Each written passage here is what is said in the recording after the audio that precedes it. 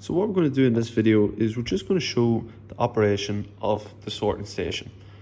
And really what we're showing here is just its basic operation. Obviously there's much more you could do with this, well, within reason. There's only a certain number of inputs and outputs, but you could change the system up as you wish. But really what we're just demonstrating here is the fundamental purpose of what the sorting station would be doing. And that of course is just sorting these three products into the three different chutes that we have available here. So we have two plastic parts, so we have a black plastic and a red kind of pinky plastic, and then we have our metallic component, well really just kind of metallic coating around it. Okay. So we're going to zoom in and just show it operating at the moment. Okay, we don't need to worry too much about the front side here. We're just going to come down to the part of the conveyor where all the action is happening really. Now sorry, remember we do have the control panel on the front, but at the moment, as I said, this is just a basic interaction with the system. There is no user interface at the moment. Okay, so we'll just watch it sort of working there for a second, and then we'll talk through it a little more in-depthly as we go. Okay, so we can see, yes, the red product has been sorted nicely. We can then go ahead with the metallic. So we can see that's going down to the next chute, which is great.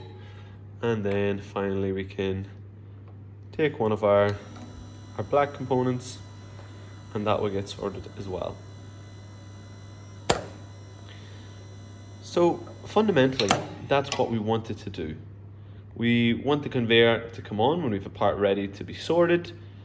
The part gets held in a particular location here to get tested, and then based on the result of those sensors, one of the chutes or the arms here, the cylinders, will extend and direct the part down the slide, and then what we want to do is we want the system to reset, to come to rest here so that it's ready for another part.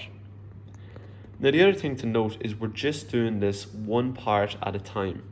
We're just setting the system up so that I can control one part at a time, and that's the way it would start out. Okay.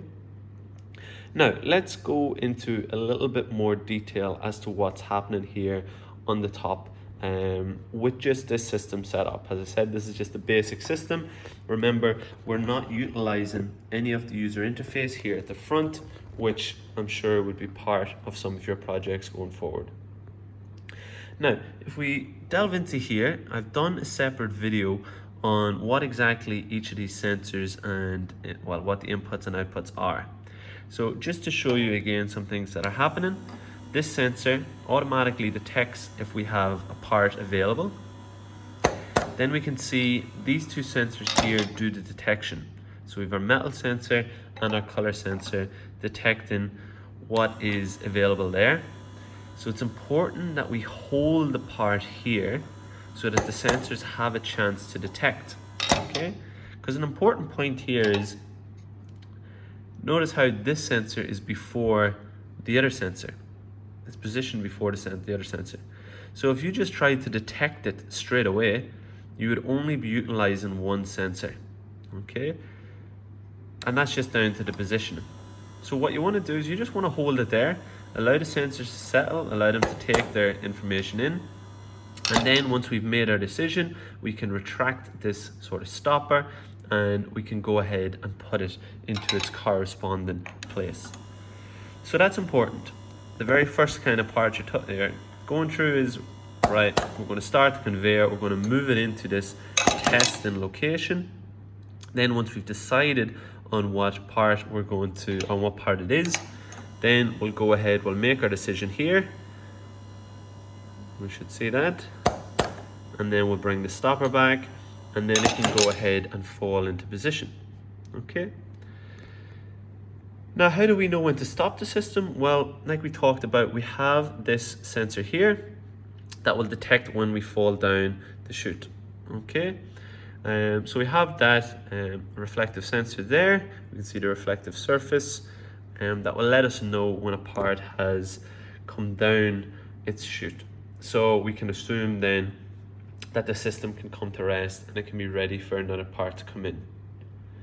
Another just interesting feature that we can have is, well, what if one of the chutes or all of them are full? We wouldn't want the system to take in another part. So you can see here what it's just doing. Again, this is a bit trivial, but once it detects a new part is ready, it just does a wee dance to say, no, I don't want to take any parts down because I am full. Okay, now we know this is a black, so maybe it could build that intelligence into the system so that basically it could still put in a black but not put in a red. So that would be up to what we would want to do. So I'll just clear that that error there, we should say, from it. So lots of different possibilities that you can do. Like I said, if the red was full, you could have still put a black or a metal one in, and then maybe do the dance if it's just red. But how you try and figure out what's gone down, maybe you would need to have counted how many parts are in each chute, because this sensor is detecting across all three. Okay, so just things to play around with. Obviously your system, you will develop it whatever way you wish. That's the core function of what's happening. Like we said in the other videos, we've looked at what inputs and outputs are available. So make sure you know what's available, so then you can fully utilize what is available and what you can do with the system. So there is more you could do with the system, but yeah, within limitations as well. Obviously we haven't utilized any of the front control panel here, and you may wish to add on some additional inputs or outputs such as these LEDs there to improve the system. So that's just the basic system, basic operation that we have for the sorting station. Hopefully that's clear and you have a good idea of what's expected.